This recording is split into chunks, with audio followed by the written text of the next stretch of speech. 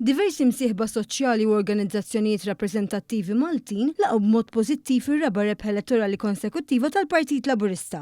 Filwaqt li appellaw li tissok tal-kollaborazzjoni bejn il-Gvern u s-soċjetà ċivili biex jiġu indirizzati l-isfidi kif seħħ fl-aħħar snin. Il-General Workers Union qalet li tqis ir-riżultat elettorali bħala espressjoni demokratika ċara tar-rieda tal-poplu.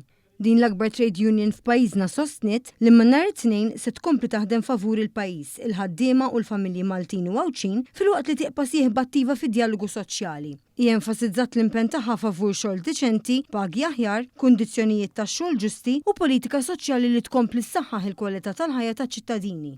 Il-Kamra tal-Kummerċ min-naħa tagħha qalet li se tkompli timbotta inizjattivi mirati biex itejbu l-ambjent tan negozju f'Malta, b'enfasi fuq il-kwalità, l-eċċellenza u standards ogħla fis-setturi kollha tal-ekonomija. Fakret li l-proposti tagħha huma maħsuba biex jiffaċilitaw l-investiment, isaħħu l-kompetittività, joħolqu kundizzjonijiet ugwali għal kulħadd u jagħmlu n-negozju aktar faċli. Il-Forum Unions Maltin feraħ ukoll il-Partit Laburista għar-rebħa f'din l-elezzjoni ġenerali u esprima t-tama li l-interessi tal-ħaddiema u tal-familji jibqgħu priorità fil-ħidma tal-Gvern u fil-leġislatura li jmiss. Il-Forum appella biex il-miżuri adottati jkomplu jsaħħu l-ħarsin ta' drittijiet tal-ħaddiema u jindirizzaw il-ħtiġijiet tal-familji f'pajjiżna, waqt li esprima wkoll irrieda li jkompli jaħdem mal-istituzzjonijiet u l-partijiet kollha biex jiġu promossi l-ġid komuni, il-ġustizzja soċjali u l-benessere tal-ħaddiema. L-Assoċjazzjoni Maltija tal-Lukandi u Ristoranti qalet li r-riżultat tal-elezzjoni jagħti lill-Gvern mandat b'saħħtu biex ikompli jindirizza l-isfidi ewlenin u jwettaq l-impenji li ntrabat magħhom tul il-kampanja elettorali. Minkejja prioritajiet differenti, l-imsieħba kollha enfasizzaw dwar l-importanza ta' iżjed kollaborazzjoni mill-qrib mal-Gvern fejn dialogu effettiv se jkun kruċjali biex jinżamm is-suċċess attwali tal-pajjiż u jseħħu iżjed żviluppi kruċjali għal ġid ta' kulħadd.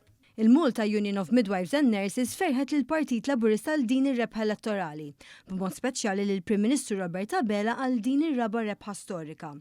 L-MUMN itenni l-importanza li dan l-akbar union fil-qasam tas-saħħa terġa' tibda tkun fuq il-mejda tad-diskussjoni mal-Gvern fl-interess tal-pazjenti kif ukoll tal-membri professjonisti li tirrappreżenta fis-settur tagħha.